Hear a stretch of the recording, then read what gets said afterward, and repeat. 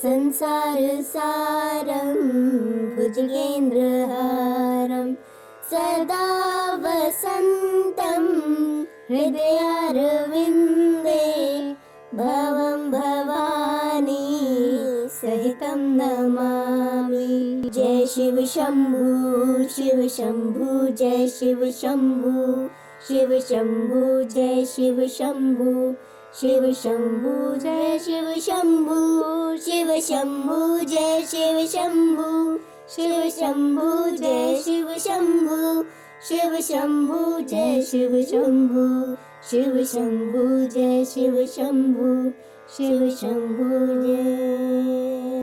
Hello everyone, welcome to my channel. दोस्तों, मेरे channel में आप सभी का स्वागत है और जो न्यू सब्सक्राइबर है उनका हार्दिक अभिनंदन है। दोस्तों, कैसे हैं आप सब? मैं अंकिता जबलपुर से कर रही हूँ आप सबका स्वागत।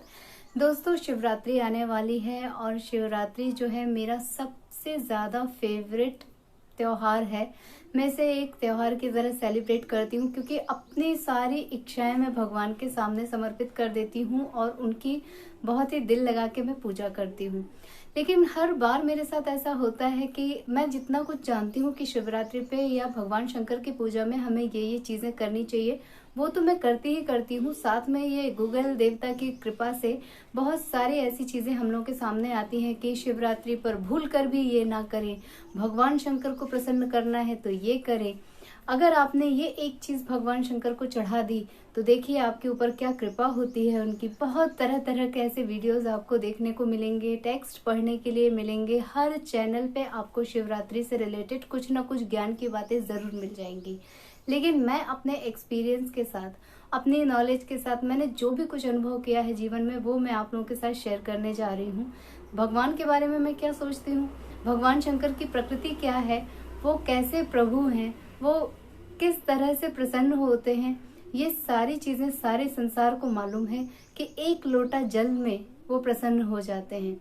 ज़रूरी नहीं है कि आप उनको बहुत ही कीमती सामान चढ़ाएं, वो तो थोड़े से बेर से ही प्रसन्न हो जाते हैं, गेहूं की बालियों से प्रसन्न हो जाते हैं, बिल्व पत्र से प्रसन्न हो जाते हैं और कोई फल नहीं मिले तो धतूरा सबसे ज़्यादा उनके लिए प्रिय होता है।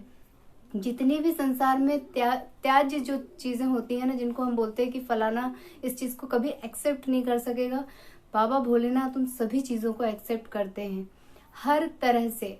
बस वो सिर्फ पूजा से प्रसन्न होते हैं, सिर्फ और सिर्फ भक्ति से प्रसन्न होते हैं और उनको दुनिया में कुछ नहीं चाहिए। ना उनको कपड़े लत्ते गहने गुरिये कुछ नहीं चाहिए। आपके पास जो पुष्प अवेलेबल है आप उसे उनको समर्पित कर दीजिए, सिर्फ वो समर्पण का भाव देखते हैं। मैं हमेशा ही रुद्राभिषेक करती हूँ। अगर समय कम होता है तो मैं रुद्री करती हूँ। कैसे करती हूँ, घर की परिस्थितियाँ तो उसके अनुकूल नहीं है, तो मैं रुद्री का पाठ लगाकर गंगा जल और गन्ने का रस, दही, जितनी भी चीज़ें भगवान के लिए बताई गई हैं अभिषेक के लिए, मैं वो सारी चीज़ें लिस्ट बनाकर मंगा लेती हूँ और उसके पहले सारी व्यवस्थाएं करके संकल्प लेके सारी चीज़ें मैं कर डालती हूँ। उसके बाद मैं रुद्री चालू कर देती हूँ और लगातार निरंतर मेरी श्रृंगी में से जो धार भगवान के ऊपर आती है वो पूरी रुद्री तक बनी रहती है। मैं कंटिन्यूसली इस बात का ध्यान रखती हूँ। पंच नदियों का जल तो मैं नहीं ला पाती हूँ, लेकिन मेरे पास गंगा जल, नर्मदा जल हमेशा ही होता है, तो मैं इनका यूज़ ज़रूर से करती हूँ। जितने प्रकार के पुष्प मेरे पास अवेलेबल होते हैं एट अ टाइम, मैं उन सभी का इस्तेमाल करती हूँ। जितने तरह के फल होते हैं सबका इस्तेमाल करती हूँ और बहुत रेयरली उस टाइम पे ना हमें बेलपत्र वगैरह अवेलेबल नहीं हो पाती हैं। बहुत ही किस्मत वाले होते हैं जिनको इजीली ये सारी चीज़ें मिल जाती हैं। लेकिन जो लोग शहर में हैं या जिन लोगों के आसपास ऐसा वातावरण नहीं है, वो लोग परेशान हो जाते हैं कि हम क्या करें, हमें क्या करना चाहिए।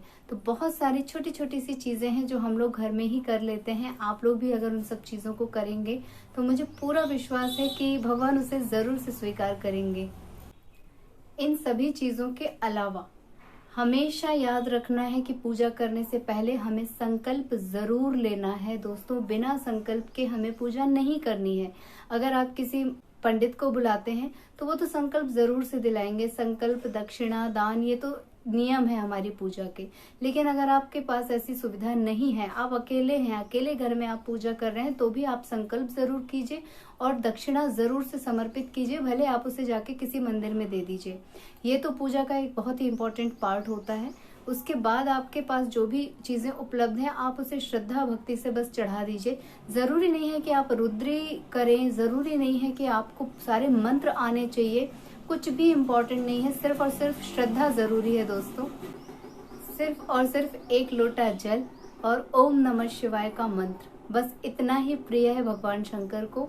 तो बस यही आपको उनको समर्पित करना है, अच्छी तरह से अपनी मनोकामना बोलनी है।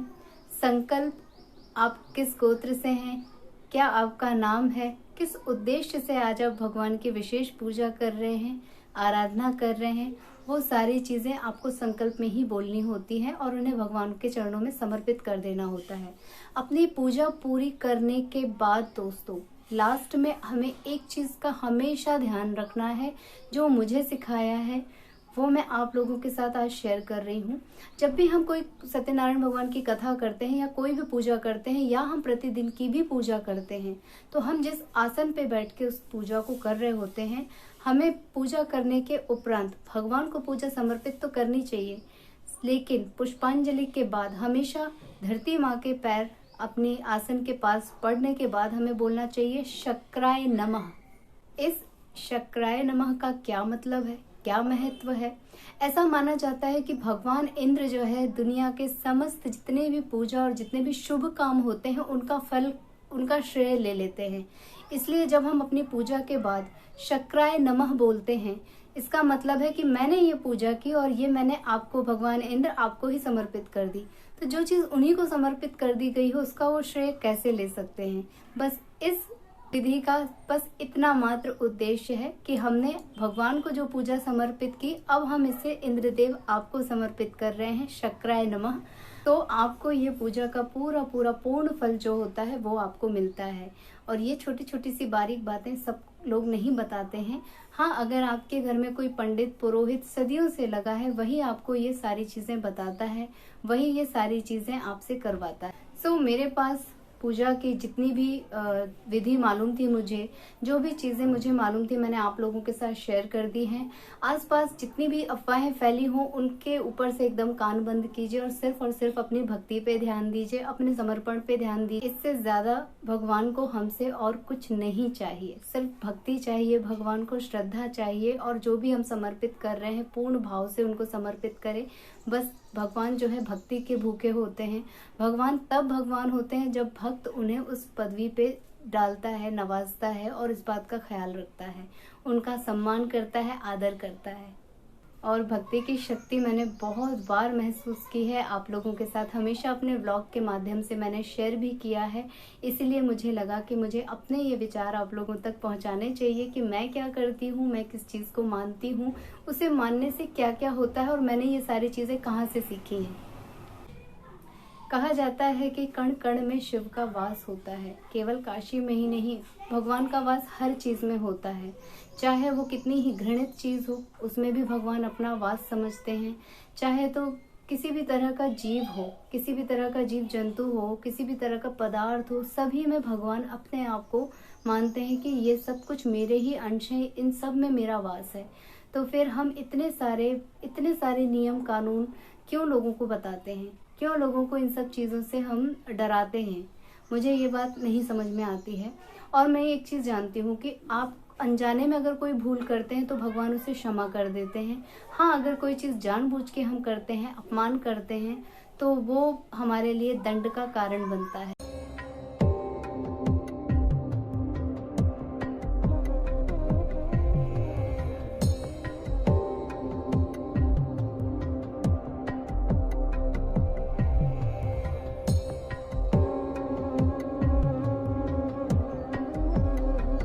किसी भी पूजा के लिए भक्ति भाव, सामग्री सभी के साथ साथ प्रसाद की भी जरूरत होती है। और सभी लोग शिवरात्रि का व्रत करते हैं। उस दिन भगवान जी को हम फल फूल, फलाहार, पेड़े, मेवे सब कुछ चढ़ाते हैं। तो उसमें से हमें जो भी हम ले सकते हैं हमें जरूर से लेना चाहिए, क्योंकि प्रसाद जो है भगवान का ही रूप है और जब तक हम उसे ग्रहण नहीं करते हमारी पूजा सफल नहीं होती है। और शिवरात्रि में रात्रि जागरण का बहुत महत्व होता है। आप रात भर जागकर क्या करेंगे? सिर्फ और सिर्फ भगवान का ध्यान कीजिए, उनके भजन कीर्तन कीजिए, थोड़ी देर, आप पूरी रात नहीं जाग सकते हैं, आप थोड़ी देर उनको समय दीजिए और आप उसका फल देखिए। पूरे साल भर भगवान जो है आपके ऊपर अपनी कृपा दृष्टि बनाए रखेंगे। हमेशा आपको भगवान का साथ महसूस होगा, हमेशा आपको लगेगा कि जैसे हमारे माता पिता का आशीर्वाद हमारे सिर पे होता है, वैसे ही उनका भी साथ हमारे साथ बना हुआ है। उम्मीद कर रही हूँ कि आज का वीडियो आप लोगों को अच्छा लगा होगा। अगर अच्छा लगा है तो प्लीज़ मेरे चैनल को सब्सक्राइब कीजिएगा, वीडियोस को लाइक कीजिएगा और अपनी फैमिली और फ्रेंड्स के साथ उसे शेयर कीजिएगा दोस्तों। और अगर आपके पास भी ऐसी नॉलेज है, अमूल विचार हैं जो आप लोगों को मालूम है कि हम ऐसा भी कर सकते हैं, तो प्लीज़ कमेंट डाउन ज़रूर कीजिएगा, मुझे उन सबसे अवगत ज़रूर कराइएगा, अपने एक्सपीरियंसेस ज़रूर बताइएगा और इसी तरह अपना प्यार और आशीर्वाद हमेशा बनाए रखिएगा। मैं मिलूंगी अपने नेक्स्ट वीडियो में, तब तक के लिए take care, tata bye bye.